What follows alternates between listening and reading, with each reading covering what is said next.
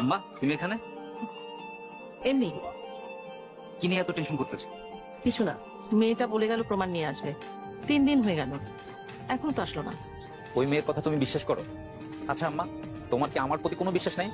ভরসা আছে, তোর উপর আমার পুরো ভরসা আছে, কিন্তু ওই মেয়েটা যা বলে গেল তা তো আর ফেলে দেওয়া যায় না। আম্মা, তুমি ওই মেয়েকে বিশ্বাস করেছো? তোমার কি আমার প্রতি কোনো ভরসা নাই?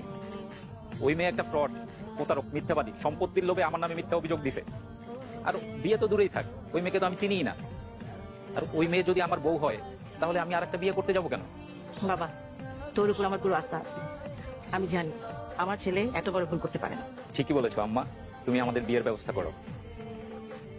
রোজা, তোদের দুজনের বিয়ে দিতে যাচ্ছি, তোর কিছু বলার আছে? ছোটবেলা থেকে যখন কোনো কিছু বোঝারই বয়স হয়নি, তখন থেকে তোমার ছেলেকে আমি স্বামী হিসেবে মেনে নিয়েছি ফুপু। বিয়েটা কি গ্রামের বাড়িতে করবি না শহরে গিয়ে করবি? ফুপু, আমি তো গ্রামের বিয়ে কখনো দেখিনি, বিয়েটা গ্রামে হলেই মনে হয় ভালো হবে। ঠিক আছে, আমি দুজনের বিয়ের ব্যবস্থা করছি। চল ঘরে চল।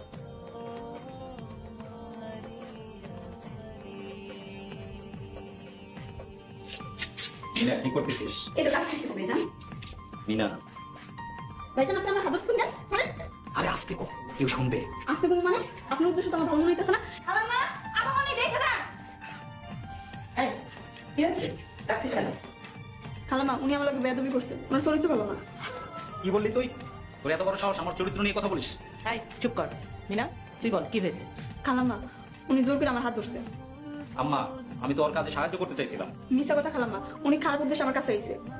আর একটা বাজে কথা বলবি না, একটা চটকা নামান। শান্ত, তুমি তোমার রুমে যাও। জি আম্মা। দুনিয়ায় এত মেয়ে থাকতে সে তোর মতো একটা কাজের মেয়ের হাত ধরবে কেন রে? খারাপ পুরুষ মানুষ ভেদাভেদ খুঁজে না, এরা মাইয়া মানুষ দেখলে এখন নিয়ত খারাপ হয়ে যায়। চুপ কর। তুই জানিস তুই কার নামে অপবাদ দিচ্ছিস? সে আমাদের চৌধুরী বাড়ির ভবিষ্যৎ উত্তরসূরি।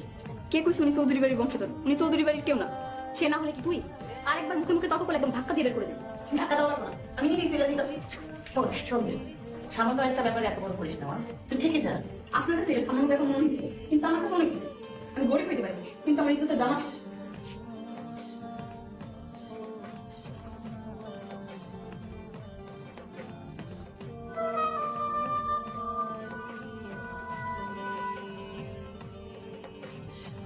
কিরে মিনা, ব্যাগটা নিয়ে কই যান? আর তোর শুধু পানি কেন?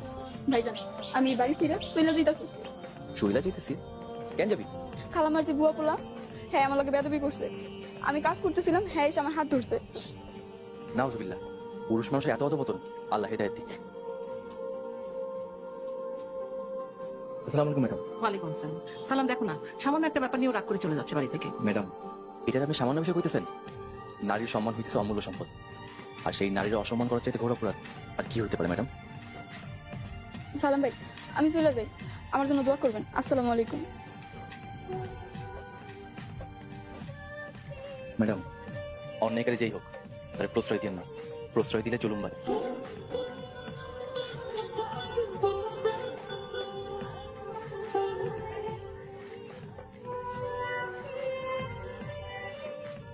ভাইজান, কোনো সমস্যা হইব না তো? তোমার এই ভাই কথা দিতেছে, আমি থেকে তোমার কোনো সমস্যা হইব না। আমার জামাই যদি আমার সিনা লয়? চিনবো না, তুমি সবসময় বোরকা পরে থাকবা, তাইলে হইব। একটা কথা কই, আপনি আমার জামাইয়ের কোনো ক্ষতি করেন না। হ্যাঁ, যতই আমার কষ্ট দেখ, আর কি সইলে আমি সহ্য করতে পারবো না। আচ্ছা ঠিক আছে, চলো।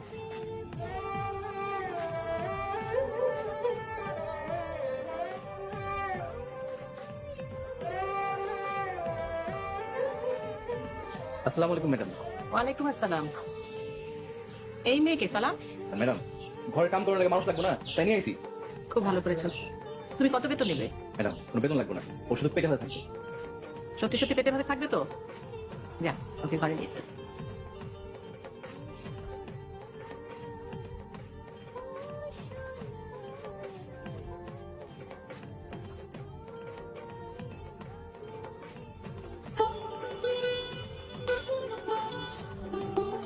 জানো, ছোটবেলা থেকেই না তোমাকে স্বপ্নে দেখেছি, কিন্তু তুমি যে কখনো ফিরে আসবে সেটা আমি কল্পনাই করি না।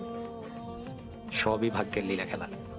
কার খাবার কখন কে খায় কেউই জানে না। মানে কি বলছো এসব? আমি তো কিছু বুঝতে পারছি না। আরে না, তেমন কিছু না।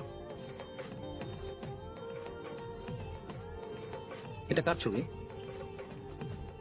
কার ছবি মানে? মানে এই ছবিটা কার? এই ছেলেটা কে? নিজের ছবি নিজে চিনতে পারছো না? ও হ্যাঁ, এটা তো আমারই ছবি, আমি তো। তুমি নিজের ছবি নিজে কেন চিনতে পারছো না? আরে চিনবো না কেন, এমনি তোমার সাথে মজা করছিলাম। আরে হাত ধরছো কেন? ছাড়ো। আরে ছাড়বো কেন, কিছুদিন পরেই তো তোমার আমার বিয়ে। ব্যথা পাচ্ছি, ছাড়ো। কি হয়েছে ম্যাডাম, কোনো সমস্যা? উনি আপনারা কি করছেন? আমরা কি করবো না করবো সেটা কি তোকে জিজ্ঞাসা করতে হবে? তুই এসব জানার কে? আপনি কিন্তু বেশি বাড়াবাড়ি করতেছেন। ওই থেকে ওইরা এসে গ্রামে অশান্তি করতেছেন, এর ফল কিন্তু ভালো হইব না। এই তুই ওনাকে এসব বলার কে? কাজের লোক কাজের লোকের মতো থাকবি। এখন যাই এখান থেকে। তোকে যেতে বলেছি না, যা। চাইতেছেন ম্যাডাম, কিন্তু নিজে হেফাজত করেন, এমন কিছু করেন না যাতে আল্লাহ নারাজ হয়।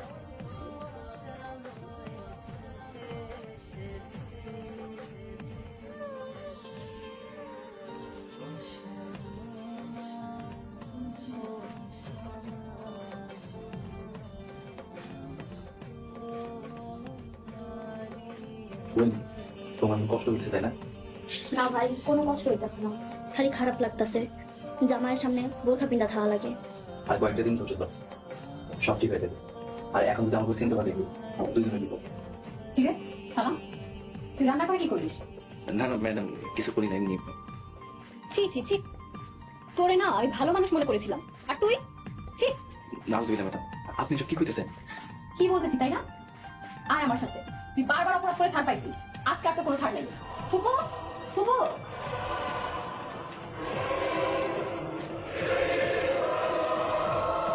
ফুপু ফুপু, আজকে তোমার একটা বিচার করতেই হবে। বিচার? কিসের বিচার? আজকে আমি নিজ চোখে এই সালামকে দেখেছি, সালামের মেয়ের সাথে। নাউজুবিল্লাহ, এত বড় মিথ্যা কথা বলতে আপনার একবার মুখ বাঁধলো না? মিথ্যা? আমি নিজের চোখে যা দেখেছি তাকে মিথ্যা? আপনি নিজের চোখে ডাক্তার দেখান। এর আগেও আপনি আমরা চোর সাজায় আমার নাম মিথ্যা অবাদ দিয়া সবার সামনে আমরা ছোট বানিয়েছেন, আমরা শাস্তি দিয়েছেন। এবার যদি আপনি আবার মিথ্যা অবাদ দেন, এটা কিন্তু আল্লাহ সহ্য করবো না। ফুপু, আমি সত্যি বলছি, সালামকে আমি এই মেয়ের সাথে রান্নাঘরে দেখেছি। কি করতে দেখছেন আপনি? গোপনে কথা বলতে দেখেছি। কথা কাউকে অপরাধ? আমি ওরে ধর্মের বোন বানাইছি, ও আমার ভাই বানাইছে। আর ভাইয়ের যদি বোনের সাথে কথা বলা অপরাধ হয়, তাহলে আমি অপরাধী। ভাই বোন? হ, সালাম ভাই আমার ধর্মের বোন বানাইছে। দেখছেন, আপনি শুধু শুধু আমার দিকে আঙুল তুলেন।